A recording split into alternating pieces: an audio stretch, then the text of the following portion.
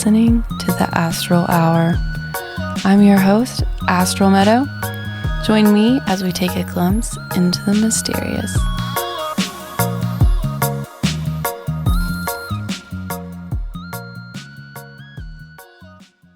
Welcome everyone. Today I'm joined with my friend Logan. She is a professional astrologer that focuses on sharing functional, modern uses for this ancient scientific art. She gives birth chart readings, provides ongoing astrological and spiritual coaching, and holds workshops in person and online. Lauren relies on her birth chart as her main credential in life and shows others how to trust in their own personal energy to do the same. She runs a budding Instagram account called Practical Celestial that focuses on helping to increase self-confidence through understanding your birth chart and yourself, and then using your chart along with current astrological energy to bring in greater personal spiritual alignment. Welcome to the show. Hi. Thanks for coming out. Yeah, thanks for having me. Could you share with us a little background on yourself and how you came to be a yoga teacher and astrologer? Yeah. Well, it's definitely quite the story. I went through life, I would say, just ready to go to college for economics, and I would say being like a normal person, quote unquote, growing up in New Jersey.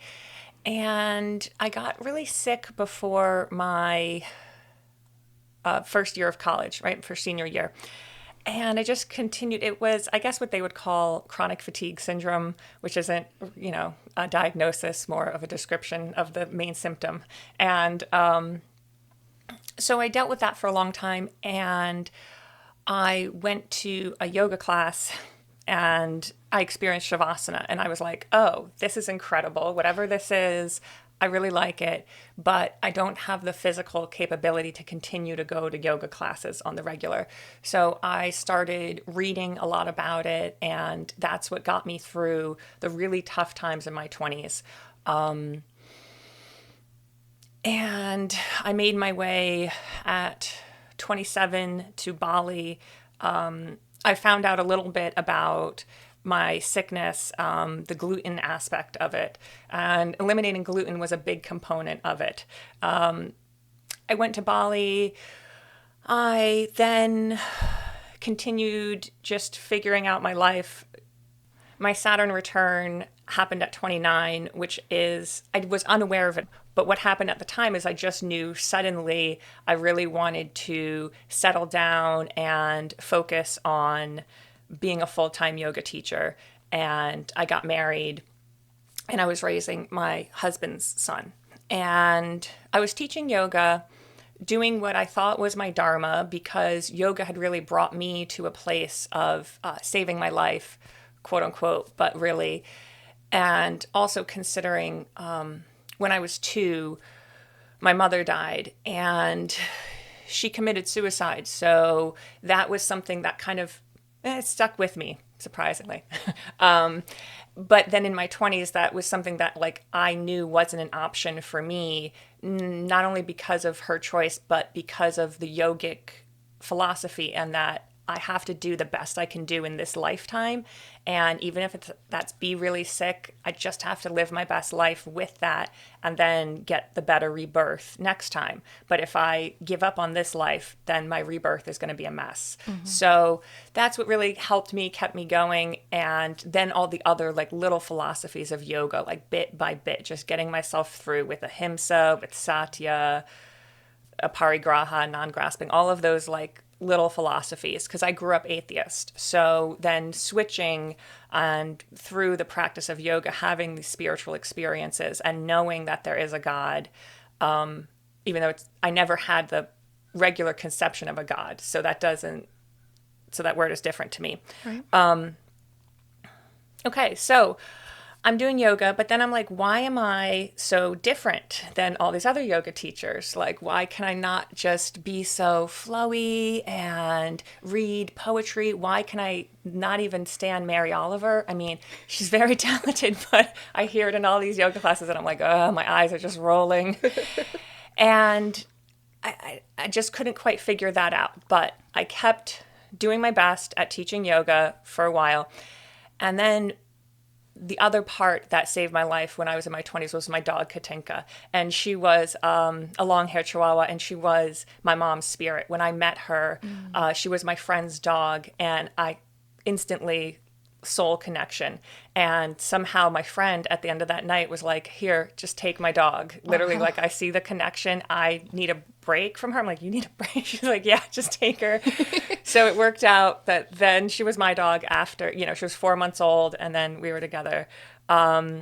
So she just was such a shining example of unconditional love and kept me going. And the fact that she was a small Chihuahua and I didn't have to walk her because I didn't have the physical capabilities to walk and take care of a dog like that. But she kept me alive with her love, and everything was amazing. Mm-hmm. Thing was, when she passed, she got very sick and slowly declined. And so I spent all of my time and energy on her, with her. Then when she passed, I suddenly had massive amounts of time and energy that I had to fill. And somehow, with Instagram, I'd been seeing bits and pieces of memes and things about astrology. And I'm like, yeah, that's cool. Okay, that's cool. But I always figured, no, there's not 12 types of people. So therefore, this is garbage. Right. And I just moved on, even though I kept hearing things that made a lot of sense. But I was like, no. Then I learned a little bit more about astrology. And then I was like, oh, all of these things actually do make sense. And it would be wrong of me to continue to dismiss it. Mm-hmm. So I then fully, after Katinka passed, I used her energy and fully dove into astrology. I got several readings done, and I was told, when I was in Bali, I was told by a Balinese medicine man there that my palm is like his palm, and I have the spirit of a healer. It was still too hard for me at that time. The reason is, by the way, I'm a Capricorn rising with a Capricorn South Node and Saturn next to my sun. So we'll get into that, but that makes me very practical and very evidence-based, and I didn't want to be associated personally as someone who did energy work. I did do my Reiki training when I was there at 27 because I had been doing Reiki on my own with Shavasana stuff, with meditation stuff, not knowing what it was, but my stomach hurt so bad all the time. I would try anything. And it helped a bit. And then I was told, I have this special gift, and everyone there kind of made a really big deal out of it. But I wasn't ready. Right. I went back to New York City, and I was like, well, I don't want to be known as this. I want to focus on yoga. Mm-hmm. And that's what I did for a long time. With then the transitions that were happening astrologically and in my life, then I finally realized, it was really getting this reading from a famous astrologer, quote unquote famous astrologer, who told me that I have the chart of an astrologer, that many things in my chart point to astrology for me. And I was like, really? I still thought my dharma was yoga. But yet this just kept explaining so much, and I just dove into it. And then I would talk to my friends about it, and my friends kept really encouraging me to share this with more people. They're like, you're really good at this, and this is really helpful for me. So I said, okay, normally my Capricorn self wants all the credentials, wants the trainings and the years of effort and hard work, but I'm going to go for this. I've been told, and that's where I learned too that, well, that's one type of energy. Aquarius energy, things happen in a flash. And other people, I also used to judge other people very much based on how quickly they did stuff. I would say, oh, well, they're too young to do this, and they haven't put in the time and the years to have this experience to share this. Mm-hmm. And then I realized with astrology that that's not, some people have different energy in their charts, and they have a different soul that was brought in and is ready to do this at 22 years old. Mm-hmm. Some people might be ready at 62. Some souls might be ready at 22. Mm-hmm. And I'm not the one to judge or say that that is that way. But my Capricorn and Libra combined placements love to judge. So that's the biggest thing that that I've come across with that. So yeah, that's basically how I got into all of that. Yeah, I found a lot of it relatable because I have a lot of Capricorn energy too.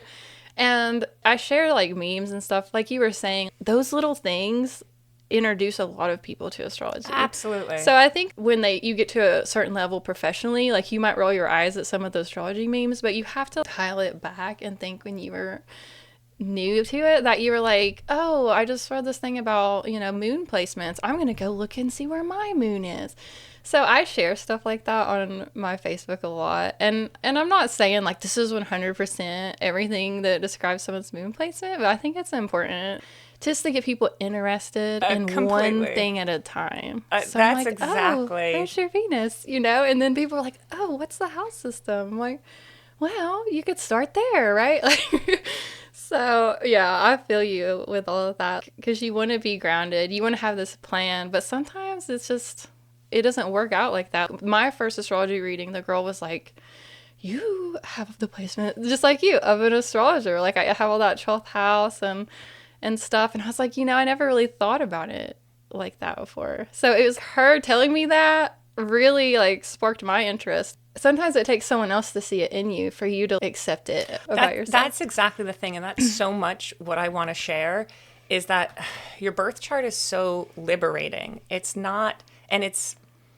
like confirms what you've been feeling and thinking, but you weren't sure. I've never had an experience when I've read someone's chart or looked at it that it doesn't make sense, or actually the only time I've ever had that where it doesn't make sense was with my now ex-husband. Looking at his chart, it said that he was a Leo rising. And I was like, hold on, I know you.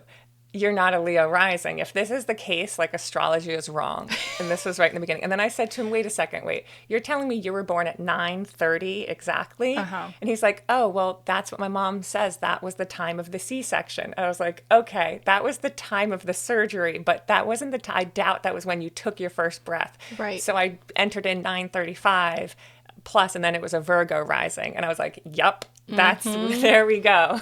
Yes, I had that same thing happen with my husband. It was like I think it might have been 9:30, like what you just said. But when I was reading about all of that, I was like, this isn't you. Like, I think he's Taurus rising, which is just a couple minutes before would have made him that. Yeah. And I'm like, that's what it is. Like, I'm sorry, like you're not a Gemini rising. Yeah. I would notice, like I feel like that's a very outwardly, like I can almost just look at someone and tell if they're a Gemini rising. Absolutely. But yeah. I don't know. So I had that same thing where I'm like, this just doesn't line up. And then I was like, there's no way it was exact. I mean, some people it might be. Yeah. And that's what I say. Yeah, exactly. For some people, I'm like, look, are you sure about this? And they're like, that's what it says on my birth certificate. That's what my mom says. But like, okay, I'll still give it like a 10-minute window to just double check what we have going on. So. Yes. I have used the pendulum before to get specific birth times for my friend, and we were talking about her rising, and she didn't relate to it, and I'm like, maybe it's because of this. I was like, well, get your pendulum out and just sort of work with it. Like, go back. Is it 9:10? Is it 9:12? I don't know. Like, just play around, and like at some point it said yes. Then we looked it up, and it made all the sense. So awesome. I don't know. That might be a little too far out for some people, but I mean, how else are we going to figure it out, right? Like, if you don't know the birth time.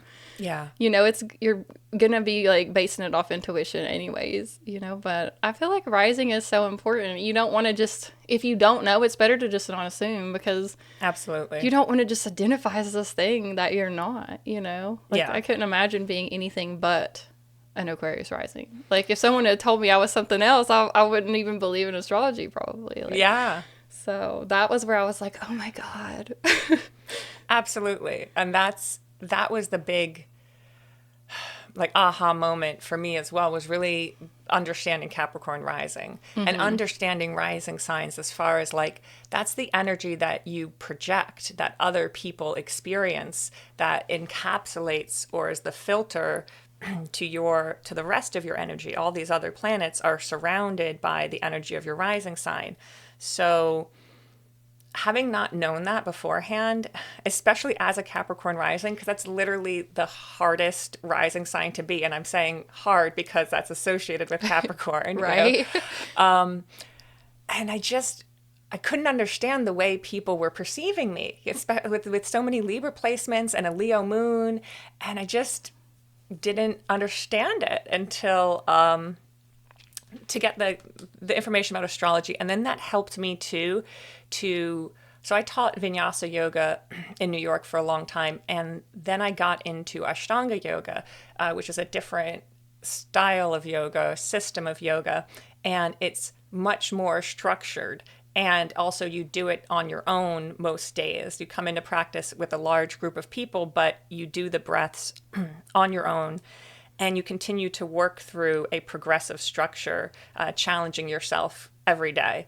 And, 6 days a week.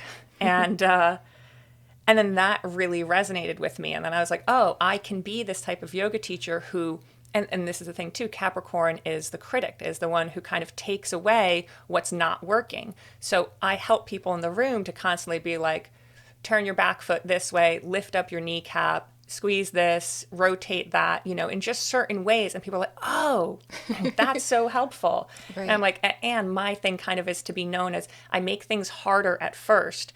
Like chair pose, I'll change that so that it's harder at first, but then it sucks less over time. Right. Boat pose as well. I can build you into a really good Navasana boat pose, but at first it's going to be harder than what you were doing before. Mm-hmm. But then, like any good habit, over time, then it gets easier. Right. That's and builds a strong foundation. Saturn vibe, like let's like challenge you a lot in the beginning. That's like my life, right? Yeah. We're gonna study, learn the hard way. Yeah, about like Saturn return, life got easier.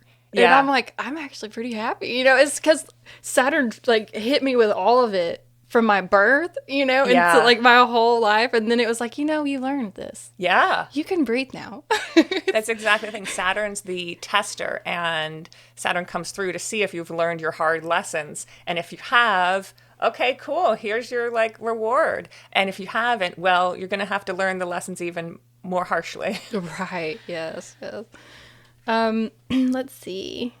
What's some advice that you would give to someone who is just beginning to learn about astrology? Oh, I love that question, because that's really where I position myself in the astrology market.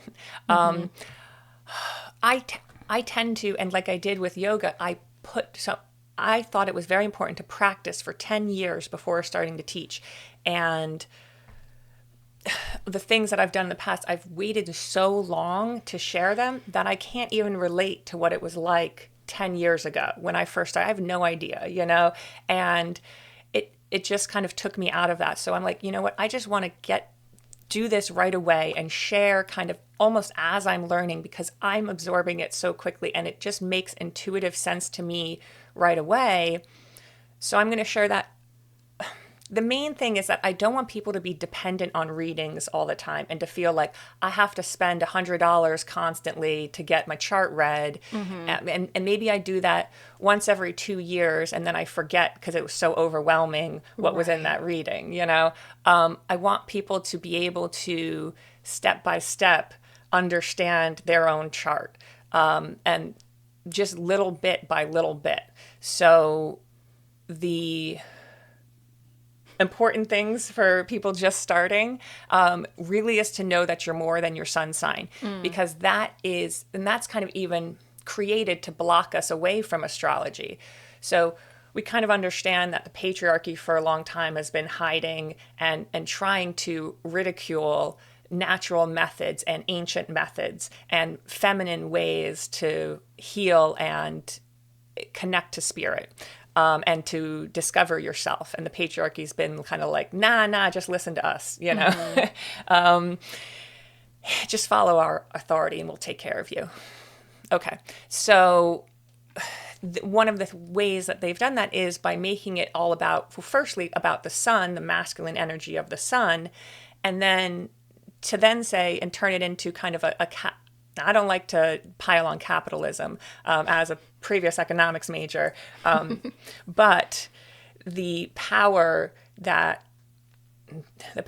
be in relation to capitalism will then make it into, try to capitalize on the sun signs and then turn that into, to take its power away, to say, oh, it's just a matter of saying today, a Libra sun, you're going to have a great day, or some stuff Right. like that I can't stand. But once you just understand a little bit more and start with your big three, so yes, that's understanding your sun, understanding that your sun is the energy that fuels you and it fuels your soul. And over time, if you absorb that energy and nourish yourself with that energy, you will radiate that type of energy.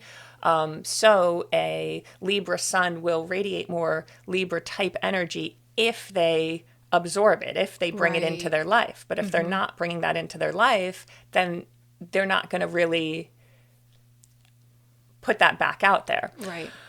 So there's that. Your rising sign, so super important, because that's how people interact with you. That's what you're putting off into a room. And that's also kind of how you're seeing the world. So I didn't understand, for me, before I taught yoga, I would go to yoga class and I would think, oh, the teacher's busy. The teacher's too cool to talk to me. I'm just going to pack up my stuff and like run out the door.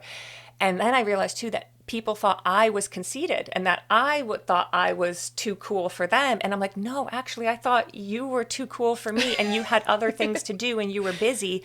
And I often think the same thing as now a yoga teacher. I'll think, oh, my students are probably too busy to talk to me, or they probably have to get to work, or they have to do something else. Meanwhile, a Sagittarius rising comes in and thinks, oh, people are going to be friendly and open and interested. Similar, like a Gemini rising as well would think, oh, okay, people want to tell a story and want to talk to me and exchange information. So to just know that, like, sometimes I go into something, I'm like, Lauren, why don't you just pretend to be a Sag rising Right. and see how that goes, you know? Right. Yeah, I'm similar to that. Like I have to almost like make myself step out of that space of like, oh, well, everybody's got their own life and I'm very unimportant. And I'm getting better about that though. But what you said about the sun, like how you have to like allow it to nourish you before you start radiating it. I really did not relate to my sun sign until recently. And I think that's what it was, is I was like really resisting it and I wasn't, because Aries is, warrior and like they're so empowered. And I was not, I was like super depressed most of my life and dealing with a lot of internal battles, which is a battle. So I get that. It's symbolic. But in my mind, I was thinking like this outward passion and all that. I had a lot of passion about things that only mattered to me. So I get it now, but in the beginning I didn't understand it because I'm like, no one sees me as Aries. I don't see me as Aries. But like as I got older and like really started kind of allowing like the space for Aries, because I had blocked it out. I was like, I don't want to be like my parents. I don't want to be this aggressive over, like this fire. I don't want to burn the village down, right? I had this weird relationship to it, which it was unnecessary, but I'm like, I get it. Like, I get that I have this Aries energy. And there are people that, like, kind of pick up on that about me now. So I feel like I am allowing it in finally. So I'm, like, almost able to accept my sun sign. That is awesome. And I think that's also one of the biggest things I would say for people in the beginning of astrology. Literally, the first thing to do is to just understand all of the 12 zodiac signs, which I know sounds like, but what? I'm just this. I'm these few signs. Well, we do all have these signs within us. And we have to find a way to make peace with the energy of these signs and appreciate the variety and the necessity of the energy of each of the signs, because they're somewhere in our chart and they're somewhere of a person we love or care about or whatever, or have to deal with in any capacity. And we tend to have negative connotations with signs because of we only know someone's sun sign. So I thought the same thing. As I mentioned, my mother passed when I was 2. My stepmother, who adopted me, very much appreciated, as I say, she still has her own issues that still made that a challenging time, but she was a Gemini. And so I would constantly say, oh, Geminis, my mom was a Gemini. She would talk one way to me and then another way on the phone, like so two-faced and stuff like that. But that's not necessarily, that's my experience with one person. And yes, then I had another bad experience at 27 with a male Gemini. And so that seemed to solidify things for me. But now I know that's not the case. And then, of course, my stepson had a Gemini son. And so I had to then really appreciate the qualities of that. And I was so grateful that he had that, because he was able to really do well in two very different environments. His dad and my place, and then his mom's place, it was run very, very differently. And other signs would have had a tough time with that. But luckily for him, he was very adaptable and able to go back and forth to that. I've shared a couple of things on Facebook about certain aspects of the chart or whatever. Someone will be like, oh, I don't have anything there, and I'm like, well, you still have that energy in your chart, but they don't understand it. It's like, it's a total disconnect. They think if I don't have a planet there, that it doesn't exist for me. Totally. So, could you kind of explain that, and then maybe give us a little brief overview of some of the attributes of the signs? Yeah. So the way that each zodiac sign comes into your chart, even if you don't have a planet in that sign, is that it rules a house, and each house compartmentalizes an area of life. So it may be easier to go over the story of the zodiac signs and then kind of get back into the houses, because that might make more sense. Okay. So the way that the zodiac works, and here's what we have to understand, is that this is a man-made map that we put into the sky, and we all decided generally this is what makes sense over thousands of years with our observations, and that the planets move in this ecliptic around the Earth. And so we're going to divide it into 12 portions, which are 12 equal 30-degree portions that relate to the seasons and where the sun is in the Western seasons and the human development story. So how we kind of develop as humans and as life forms. So it starts off in the spring with the spring equinox and Aries.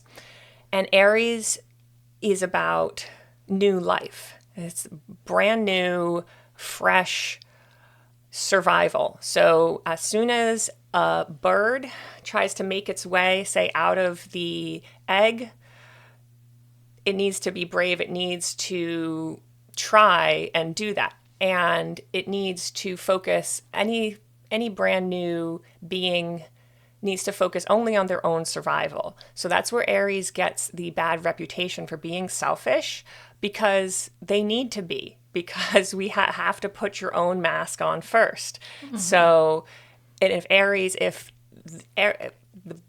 the being doesn't survive, then they can't even concern themselves with loving someone else, with having a baby, with doing anything else if they don't survive first. Right. So Aries, the first house, and Mars are all connected together. And that's the first house of like how you put yourself out into the world, your basic survival, your connection to the world, and how you interact with it.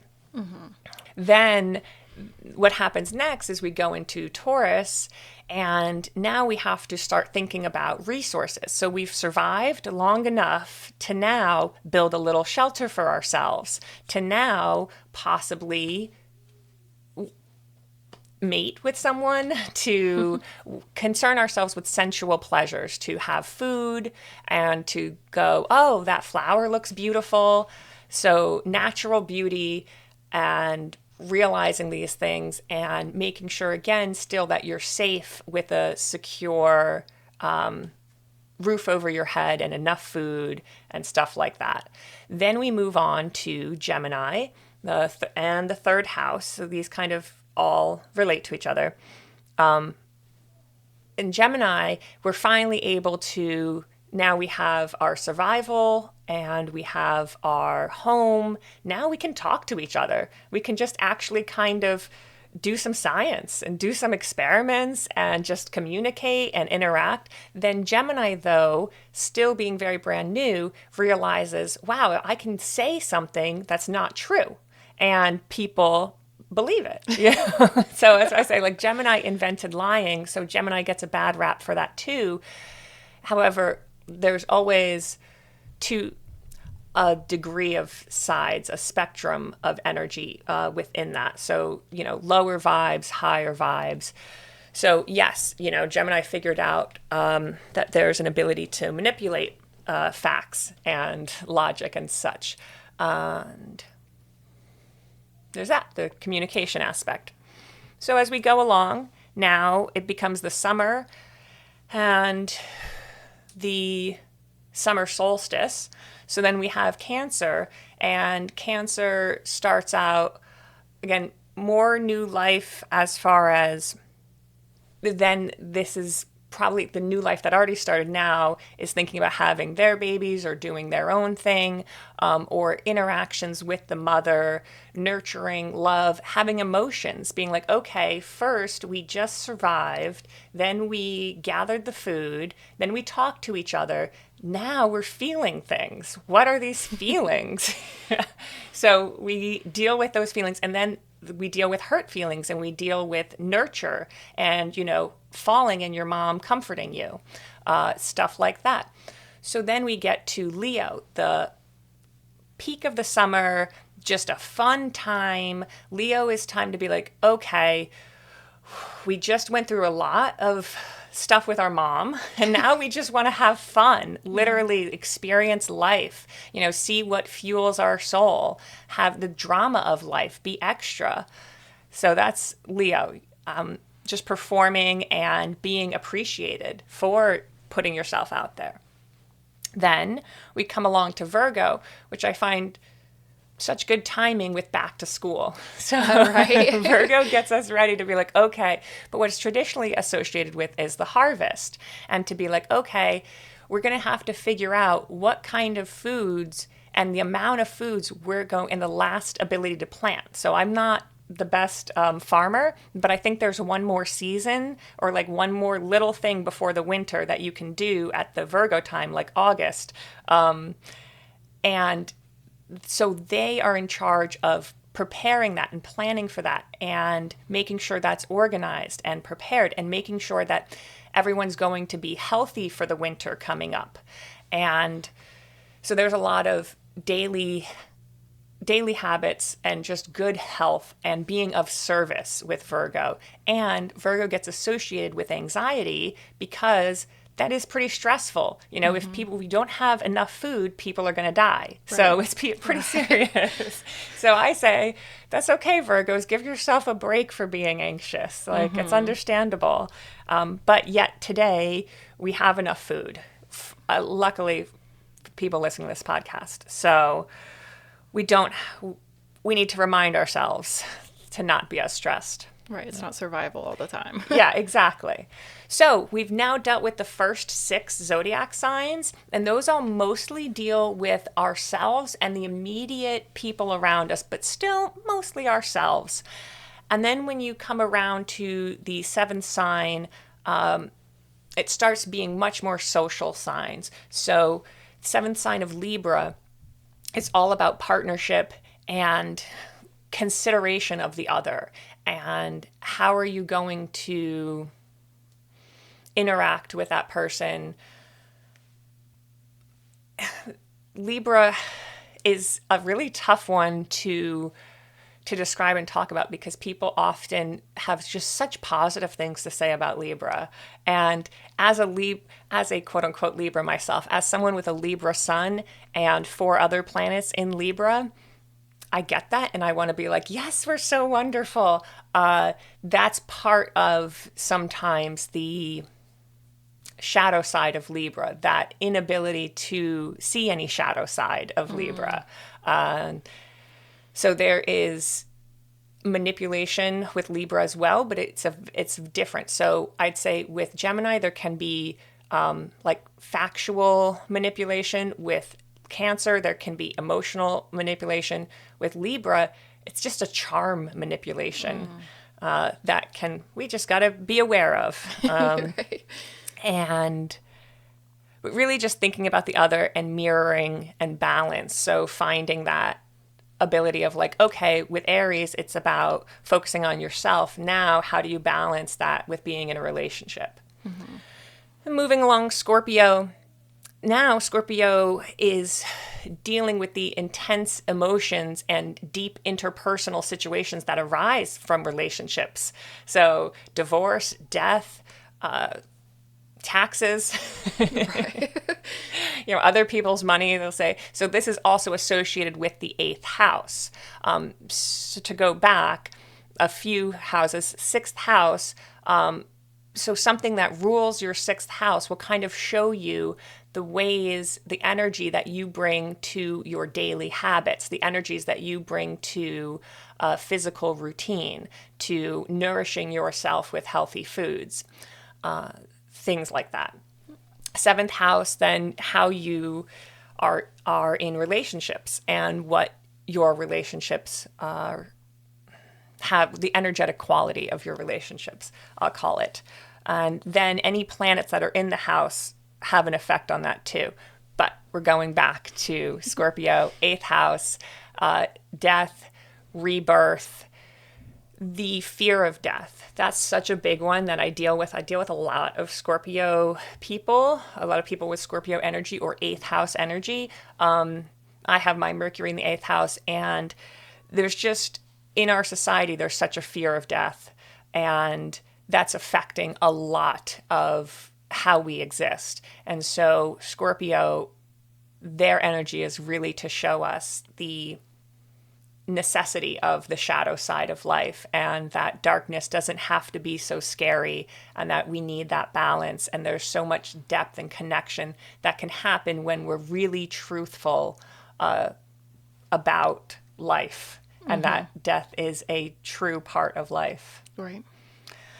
So, again, this zodiac is so lovely because now we've just gone through all that with Scorpio, and Sagittarius comes along to lighten things up, yes, to expand, to say, okay, so now you've dealt with some death and stuff. So what does that tell you about spirituality? What does that tell you about living for the moment and traveling and seeing what other cultures have to offer?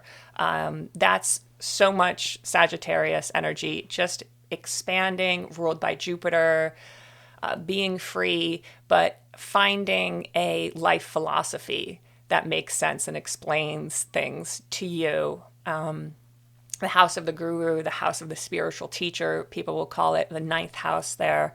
So people that have a lot of placements there, that's their focus. And the sign that rules the ninth house is kind of how you can, is the energy of your spirituality, your spiritual structure, really more than that. Moving along, Capricorn, everybody's favorite, I think. Right, I talk about Capricorn so much on the show. That's awesome. We live in an extremely Capricorn society. So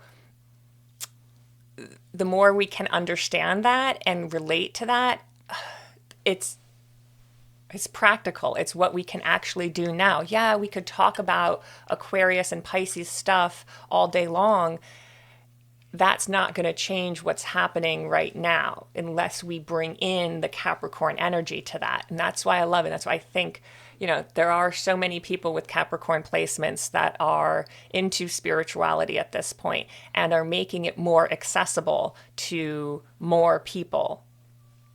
So Capricorn is that structure and is really CEO energy, strong dad energy, just really the energy of hard work and discipline. So Capricorn gets a bad rap for being boring and mostly boring.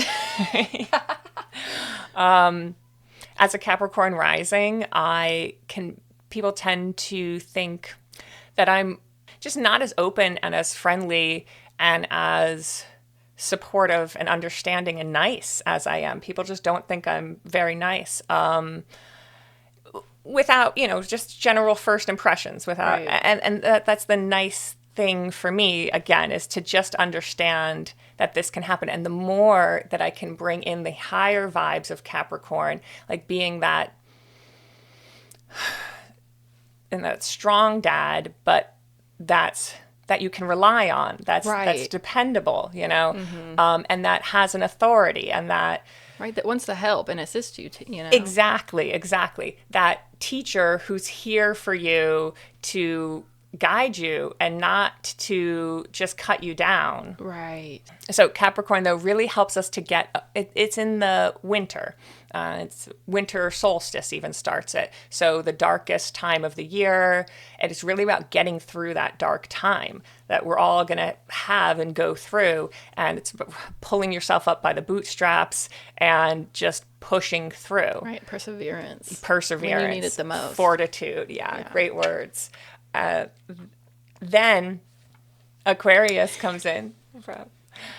Aquarius comes in again somewhat to balance that out and is like, let's think about the future, but like in a really idealistic way.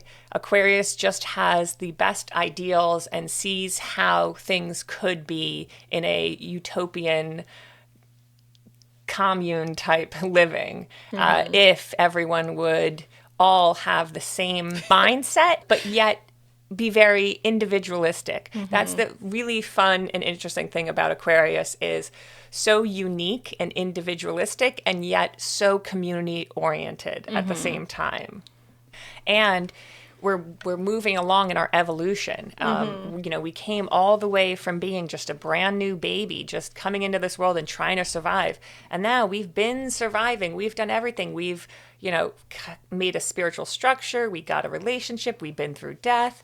We have a healthy routine. You know, we have a good job with Capricorn or whatever it is. You know, we have a public persona. We have something, a lasting legacy. So now what? Now let's make society as amazing as we can make it. So that's Aquarius. Now the last one, Pisces.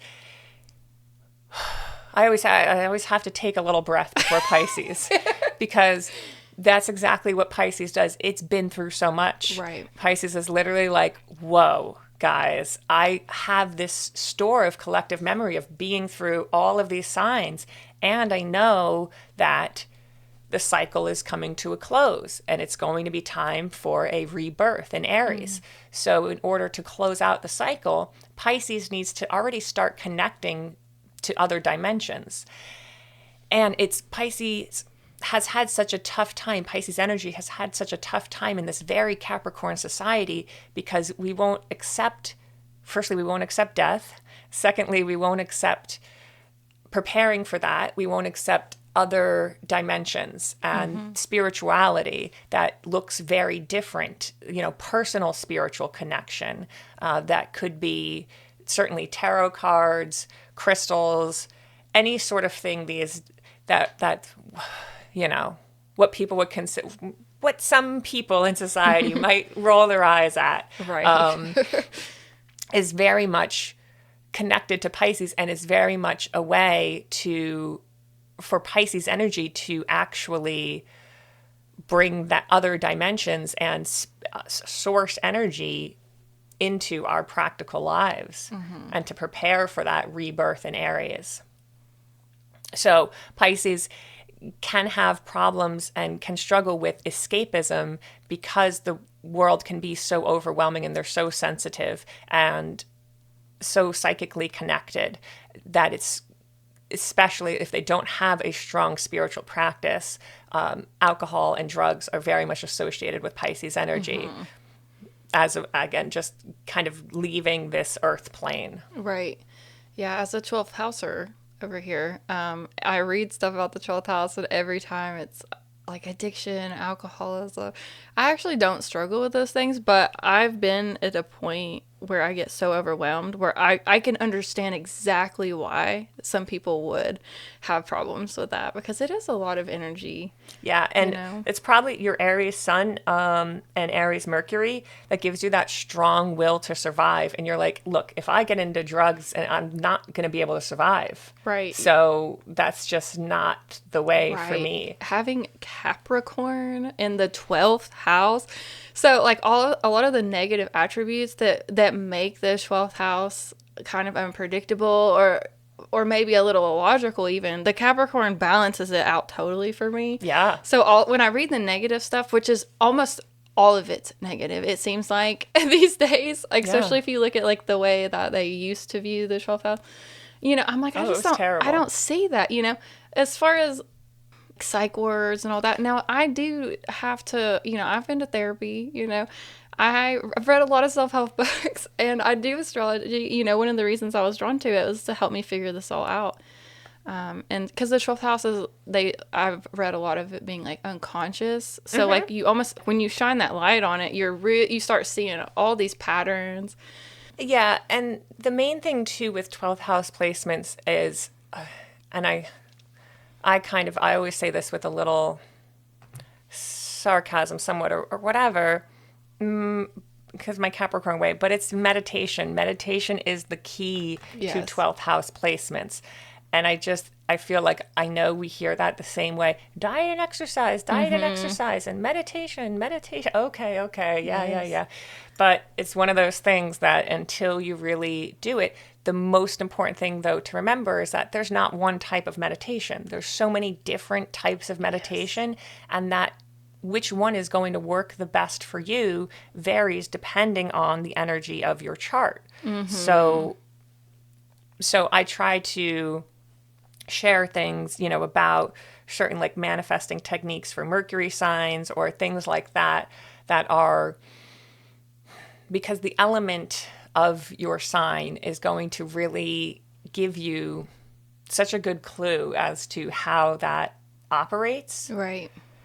And it's going to help you decide and figure out which spiritual practice or what kind of spiritual practices are most in alignment for you. Right. That just like made me think that the past week I have had some things come up. There's a lot going on in Capricorn right now. I'm like getting blasted, but yeah.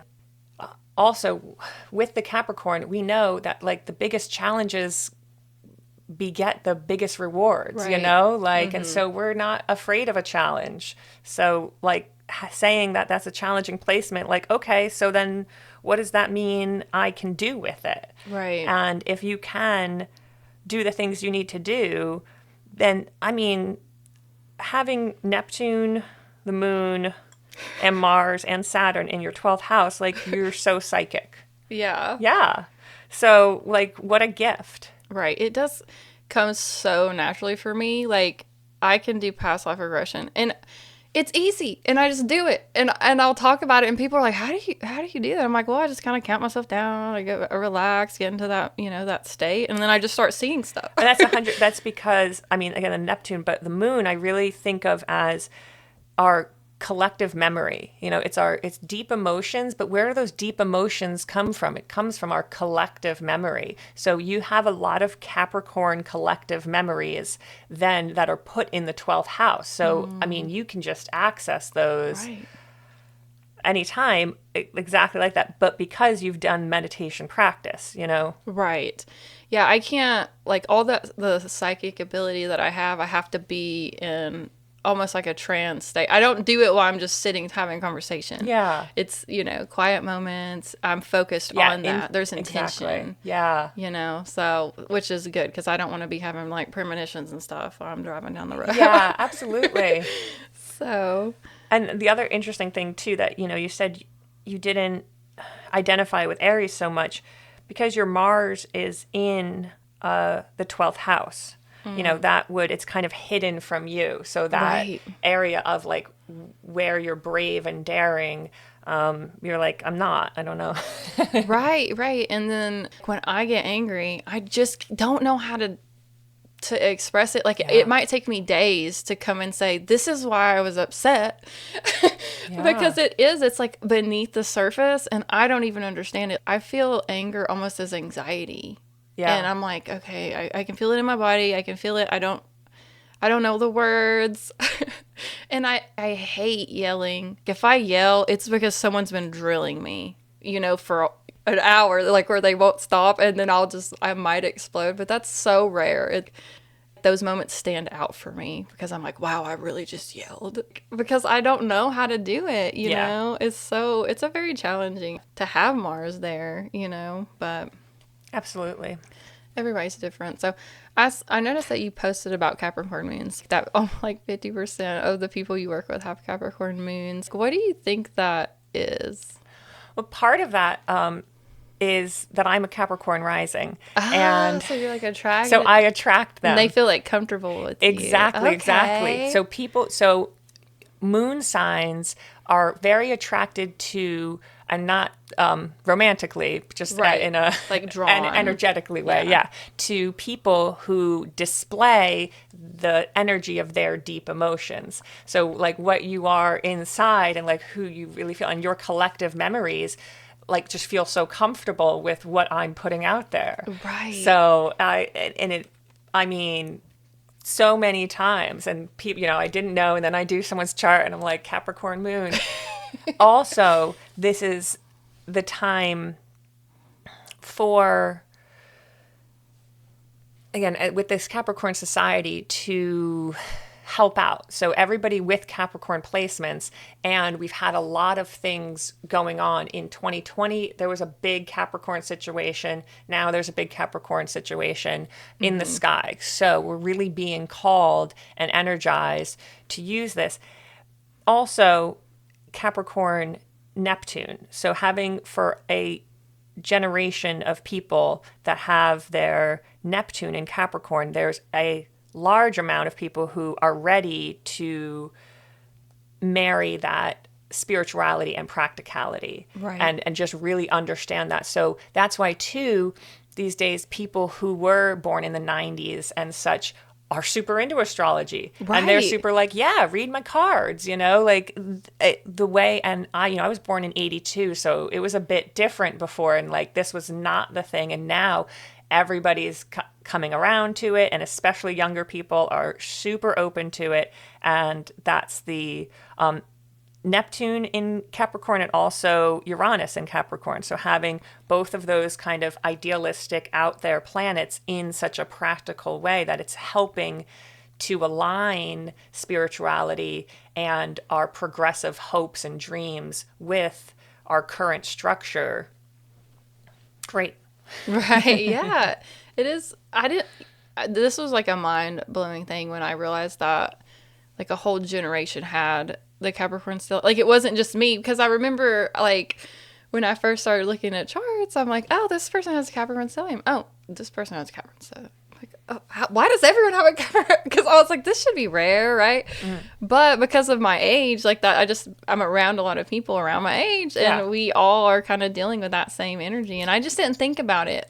For some reason, I guess I thought the sky was just so different for everybody, but Totally. And so that's a big thing that I try to tell people right away. And some of the first thing, and I have like a separate chart that I've made it's literally just, is it 8 signs or 7 signs? I don't know. But it's your sun, moon, rising, Mercury, Mars, Venus, Jupiter, and Saturn. And those are the planets of your personal energy mix, and that's your personal energy. The other 3 planets, Neptune, let me put it in order, Uranus, Neptune, and Pluto, or Uranus, Pluto, and Neptune, they are generational planets. And so they take at least 7 years or 14 years to change signs. So everyone born within 14 years of you has the same Neptune sign. So yes, I think that's so cool that that's actually how generations work. Right. And it's like, what? That's super cool. And what I want people to do is then forget about their Uranus, Neptune, and Pluto for a bit. Just don't worry about them for the first few months that you're learning your chart and just getting into it. Then you can learn about which house they're in and kind of understand that. And of course, if they conjunct a planet, if they're right next to one of your personal planets, they'll have impact of that, of kind of like a blurring of the energies or a combining of the energies. But otherwise, pretty much just don't worry about those. Don't worry about asteroids for a while when you're starting. Like, they're super cool, and wow, there's so much there to them. But for practical purposes of like daily life, I would say just take your time with the zodiac signs first, then the personal planets, and then just getting comfortable with the houses, then you can start to bring back in the farther planets and any cool asteroids or placements that come up Right. as you go along. Right. I feel like with asteroids, they come to me. Like, it's like one at a time. I'm like, oh, we're going to study this one. Okay, I'm going to look and I'm going to find that one today, and I'll actually go up and like type it all in. But it's not something that I look for. It's just like, I'll just see someone make a post about it. And I'm like, oh, I'm curious. Totally. And when you're at the place where you're at, then you're ready to do that. Oh, yeah, definitely not in the beginning. In the beginning, and I'd been on the edge of astrology, kind of like you, for years, where I knew a little bit about it. I wasn't totally like, oh, no, I'm not doing that. But it was just like, I'm overwhelmed. I don't know where to start. I would, get a reading, retain none of it, So I think it's so important to just take your time and almost realize, there's people that know everything, whatever. Like, they might be super pros, but I think for most of us, if that's not our main job, we're not going to get to that level. Like, we're always learning. We're going to learn more. I think, back in the day, they thought they knew everything. They didn't even know all the planets yet. I mean, like, things are still being revealed to us regularly in space. We don't know everything about space. Absolutely. So is there anything else you'd like to cover before we wrap it up today? Yeah, I want to mention the nodes. So while I think it's super important to focus just on the personal energy mix, the planets that I just mentioned, knowing your north and south node, which is a mathematical calculation of where the new moon and full moon would be happening if it were happening when you were born. That tells you where your soul has been before in the past, that's your south node, and where your soul could grow, the energy that your soul could bring in this lifetime in order to grow. So I say it's optional to do your north node. You could have a really great life learning all of the lessons that are within the rest of your chart. However, most people that I interact with and that I deal with want to do the big spiritual work and want to evolve their soul and help to evolve the collective. So the idea is, I'll use me, then we'll touch on you real quick. My south node conjuncts my rising sign of Capricorn. So I've been big time Capricorn energy many lifetimes already. So it comes naturally to me. I understand it very well. And when things get challenging, or in this lifetime, I tend to revert back to Capricorn methods. So when things get tough, I go, well, I'll just do it on my own. I'll just work harder and I just won't have any emotions and I'll just carry on and pick myself up by the bootstraps and make more money. Right.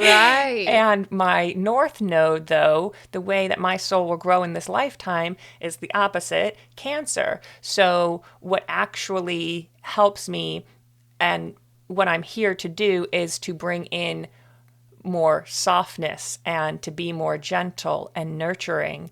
And it is quite the challenge for me. Mm-hmm. And I've been, though, when I do, things work out better for me. So that's the idea with the nodes. And for you, so you have Aquarius north node on your rising. That's we would say, better placement, a little bit easier placement as far as the energy you embody, your rising sign, and what you were put here to be is also what you were put here to bring more into the collective. Right. So, yeah, but you just have to watch out about using like the shadow sides of Leo when things get challenging. Mm-hmm. All right. Let's see. What's the best way for our listeners to follow and contact you for a reading? Okay, well, actually, I have a birth chart basics workshop coming up here in Knoxville at Renegade Yoga on March 13th. That's a Saturday. That's a Sunday. Yeah. So that's coming up then. I forget the exact times, of course, right now. But Libra Mercury, air sign. So But basically, just getting on my Instagram at Practical Celestial is the best way to interact with me in every way. And I try to put out helpful stuff. And I'm always looking to figure out more like what people are really interested in and what's the most useful things for me to teach. So it's just a great time to contact me and ask any questions. And I'm happy to go over stuff and figure things out with you. And yeah. Great, great. Well, thank you so much for coming out and sharing your wisdom with us. Thanks so much for having me. This was so fun. Yeah, I love it. I love it. All right. And thank you all for tuning in. Check us out next time on the Astral Hour.